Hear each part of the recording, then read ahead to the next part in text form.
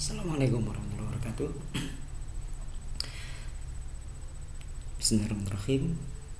Terkait materi kita tentang sejarah kebudayaan Islam, karena perkuliahan pada pekan ini sampai 3 pekan ke depan diharuskan melalui online, melalui e-learning, maka saya berharap bagi yang bertugas tetap melaksanakan tugas seperti biasa, merekam presentasinya masing-masing yang bertugas, 3 kelompok ke depan, kemudian mengirimkan video presentasinya dan file presentasi plus dokumen, doc, file dalam bentuk Word ke email saya, atau ke lewat WA.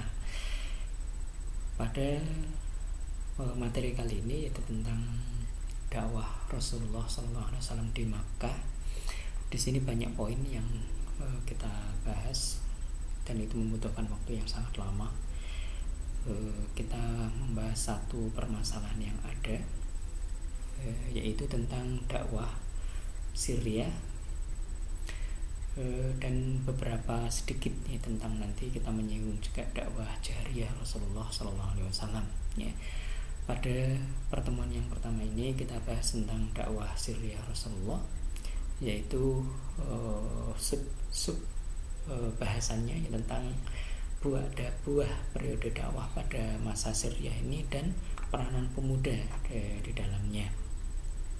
Kondisi dakwah pada periode Syria ini, kaum Quraisy hanya mendengar kabar secara global, secara tidak jelas Intinya ada seseorang yang menyerukan bahwa di sana ada pembawa agama baru yang menuju kepada tauhid, dan ini menurut anggapan mereka itu tidak membahayakan, seperti para penyeru yang lain. Di sana juga ada orang-orang seperti Muhammad itu, contohnya adalah Waraqah bin Naufal. Ketika Rasulullah menerima wahyu pertama, terus kemudian diajak oleh sang istri menuju kepada paman beliau. Nah, Waraqah ini adalah termasuk orang yang seperti Muhammad ini. Jadi orang ini ada kemudian tenggelam, hilang begitu saja. Nah, orang Quraisy anggap bahwa Muhammad itu seperti ini, seperti para khunafa, orang-orang yang hanif, seperti Waraqah bin Naufal itu. Jadi tidak diambil peduli, tidak diperhatikan begitu serius oleh orang-orang Quraisy. Nah, ternyata dalam periode dakwah yang Syria ini selama kurang lebih 3 tahun, Rasulullah berhasil mengajak sekitar 40 orang untuk masuk Islam, baik itu para wanita maupun pria.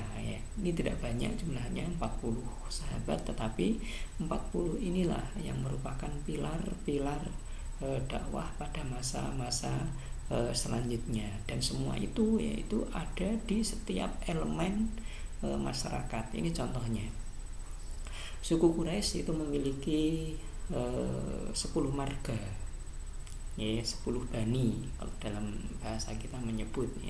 Ada Bani Hashim, Bani Umayyah, Bani Makhzum, Bani Tamim, Bani Adi, Bani Zurah, Bani Sahm, Bani Jamuh, Bani Asad, dan ada Bani Amir.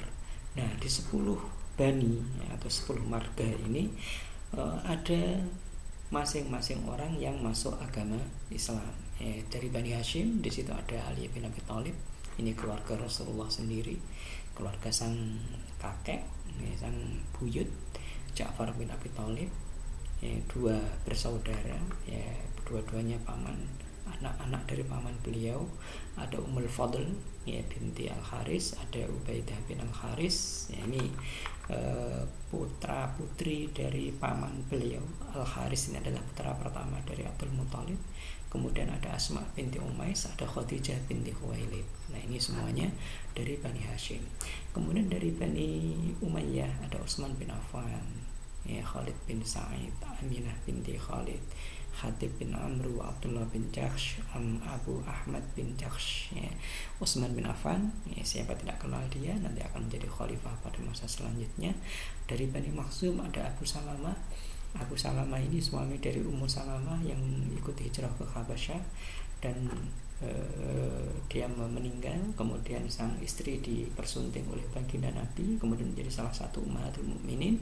Ada Ayyash bin Rabi'ah, Asma binti Ayyash, ada Yasir bin Amir, ada Ammar bin Yasir. Ini bapak anak yang kemudian disiksa oleh orang-orang Quraisy. Yasir dibunuh pada masa itu bersama dengan sang istri Sumayyah. Kemudian Arqam bin Abil Arqam, yang inilah yang rumahnya dijadikan sebagai markas untuk dakwah. Kemudian dari Bani Tamim ada Abu Bakar As-Siddiq, Abu Bakar bin Abu Quhafah, Talha bin Ubaidillah, Amir bin Fuhairah, kemudian Bilal bin Rabah. Dari Bani Adi ini Umar bin Khattab nanti ya, tapi Umar saat ini belum masuk Islam. Ada Sa'id bin Zaid, ini guru dari Fatimah binti Al-Khattab, ya saudari dari Umar bin Khattab, ya Sa'id bin Zaid. Ada Amir bin Abi Rabi'ah, Nuaim bin Abi bin Abdillah, Waqid bin Abdillah, Khalid bin Abi Bakar, Amir bin Abi bin Al-Bakar, Iyas bin Al-Bakar. Dari Bani Zuhrah, ini dari keluarga sang istri, ya sang ibunda baginda Nabi, ya keluarga Aminah. Ya.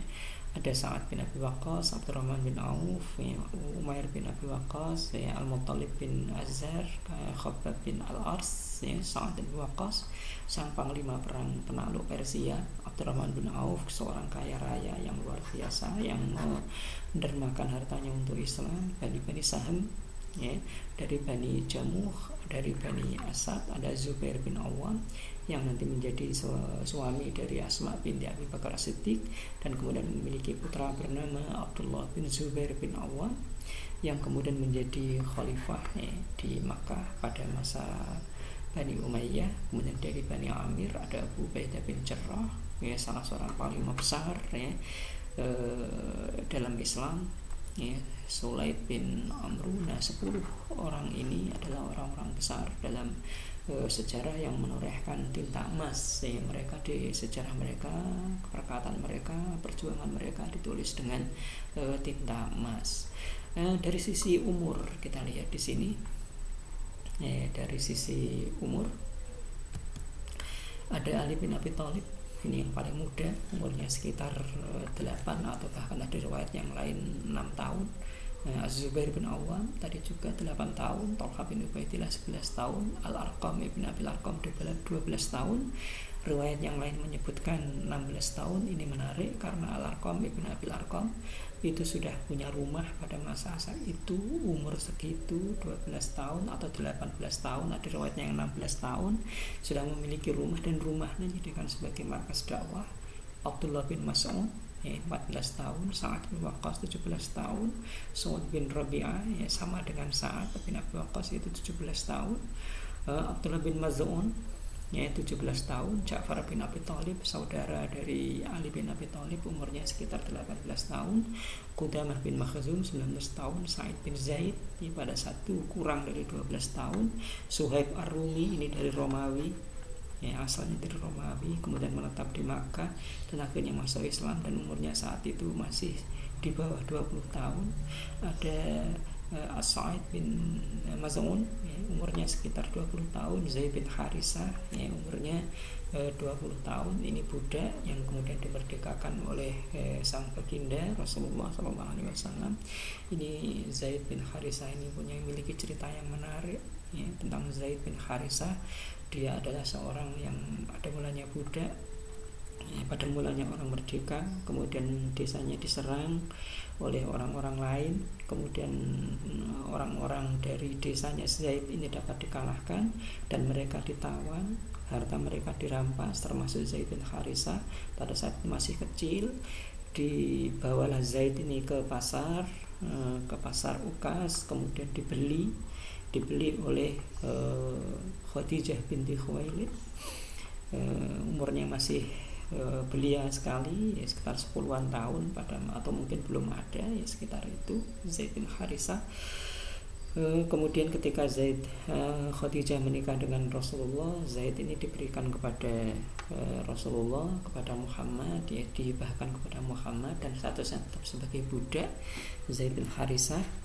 Nah, orang tua Zaid yaitu Harisah bersama dengan saudaranya paman dari Zaid berusaha